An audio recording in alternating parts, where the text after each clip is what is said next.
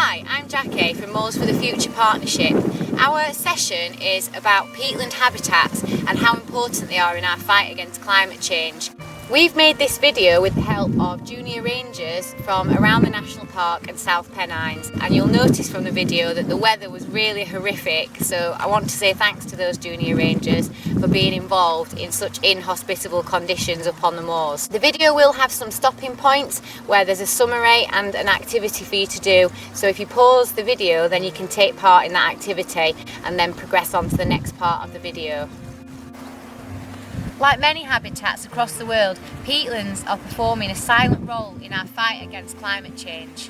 It's important that we protect these habitats and we learn about them so people understand how important they are.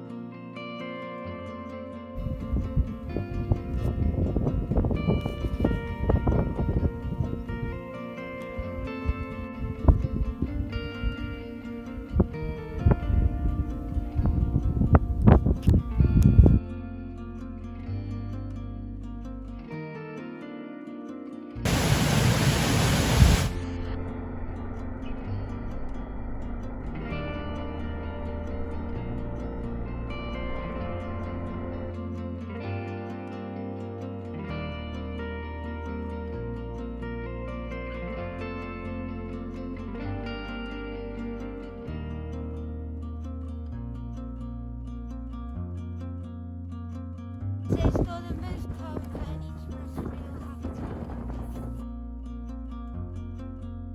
Because it stores the most carbon out of any other source. They matter because they store more carbon than all the other land habitats that we'll combine. And they trap loads of carbon, meaning that greenhouse gas emissions are lowered. Because they capture carbon and their habitats, they provide a home for animals that would otherwise become extinct.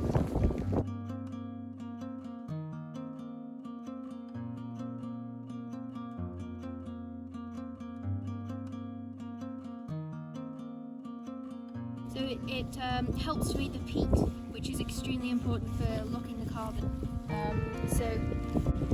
Most of the peat is made up of dead composed sphagnum moss.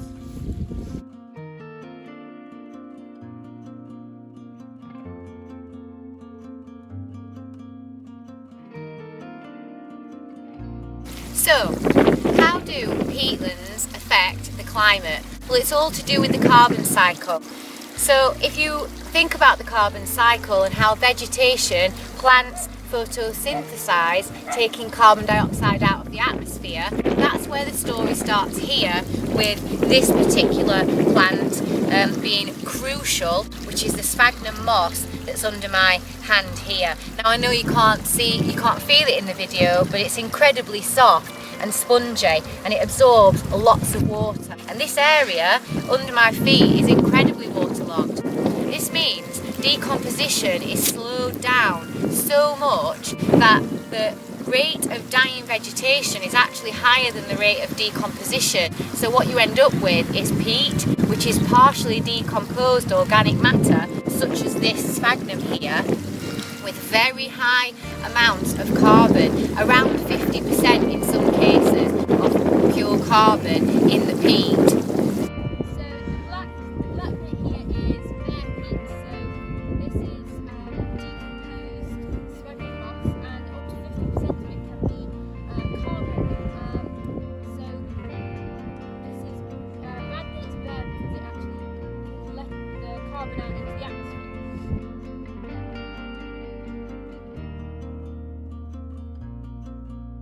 Okay Anna, so you're testing the peat depth here on Bar Brook on the Eastern Moors. Off you go. Push this rod in and see how deep it goes, and then we'll know how deep the peat is here. So why does it matter? What's important about peat? Well, peat stores a lot of carbon. It's really important in terms of climate change because it's stopping that carbon being released there's a lot of sphagnum moss in this quadrat while Anna is pressing that peat rod into there. Anna, can you feel that? Have you reached the maximum? Yeah. You can see this beautiful moss here is sphagnum moss. Sphagnum moss is what makes up a large amount of the peat, partially decomposed because it's so boggy and wet here. Look at my shoes surrounded in water. It doesn't actually break down fully, so partially decomposed sphagnum makes up the peat, so it's very high carbon content. It forms about 1 millimetre a year. Let's see how deep it is then, Anna. Okay, you ready? I'm ready.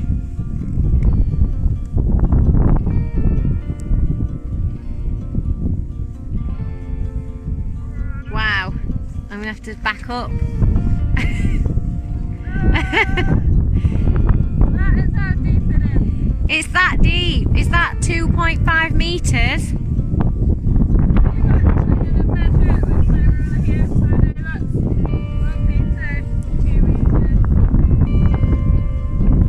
And another half a metre. So that is approximately 2,500 years of carbon storage right under our feet.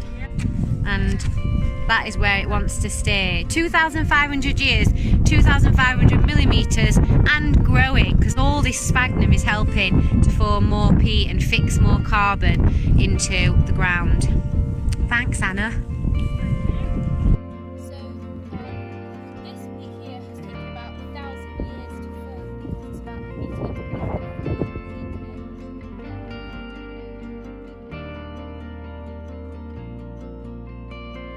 No, that's not fine at all, because over 50% of the UK have a lot of this bare peat, and this is actually a carbon source. So it's not a carbon sink, it lets it into the atmosphere. So this is not good at all.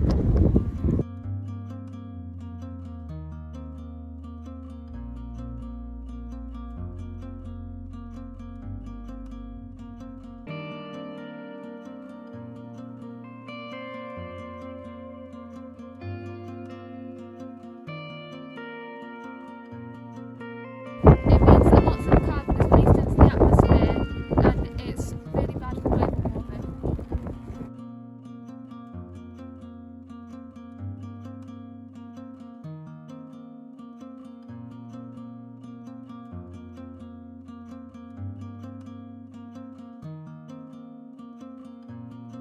So why are some peatlands in the UK damaged and degraded to a point where they're releasing carbon?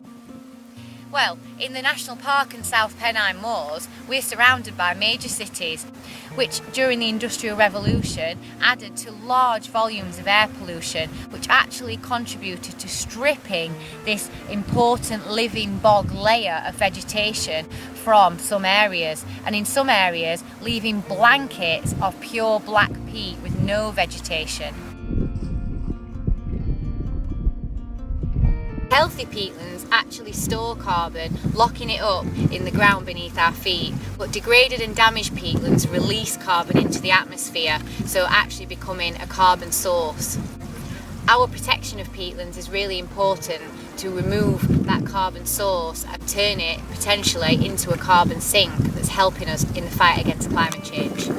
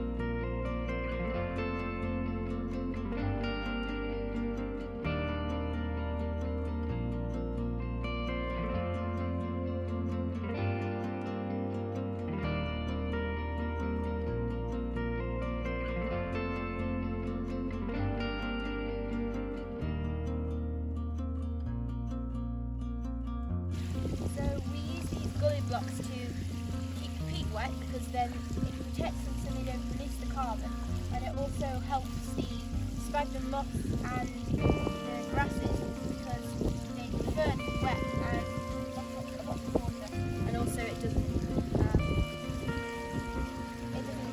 let the carbon out.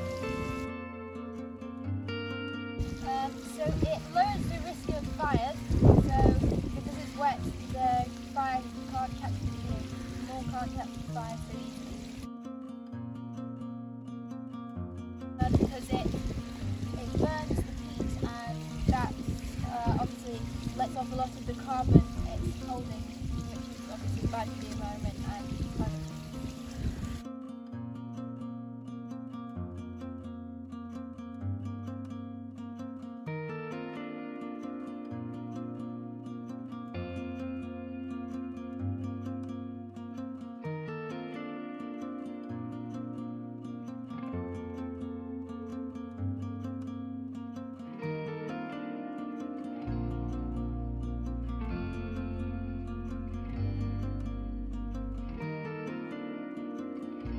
So you need it to be wet to be able to plant the sphagnum in the correct conditions, or else they won't survive. And they can hold up to 20 times their own weight in water. So they obviously need a lot of water. They don't mind water. Sphagnum moss contain up to 20 times its weight in water, and the peatlands, they really like bogging and they really like being wet. So this is why we use it. Sphagnum moss, it also has antibacterial healing quality, so it's used in babies' nappies and for wounds in the walls.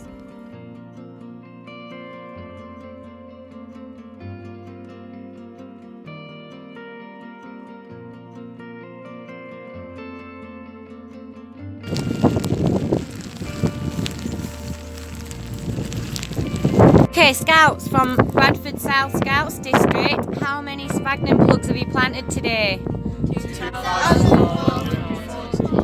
Woo! Well done! Yay!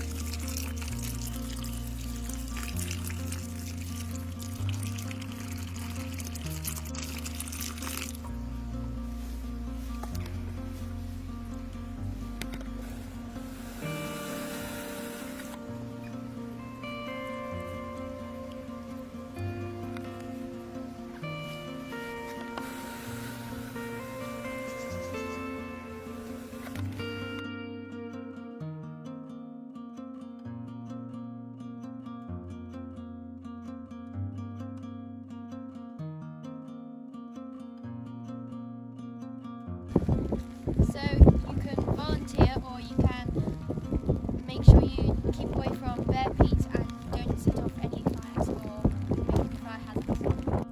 Not cause fires and plant. They can stop having barbecues on a summer's day out on the moorlands, and they could try to avoid walking on bare peat. Not cause fires and not damage it and step on it too much, because it will expose the peat and cause carbon dioxide, but also causes climate change. When out in the countryside, keep to pass. Never light a fire or a barbecue, and stay informed, like follow moors for the future partnership. Peat is often forgotten in the fight against climate change. Tell your friends about it, tell your family about it, tell your teachers about it, tell your MP. Help us to preserve this valuable resource.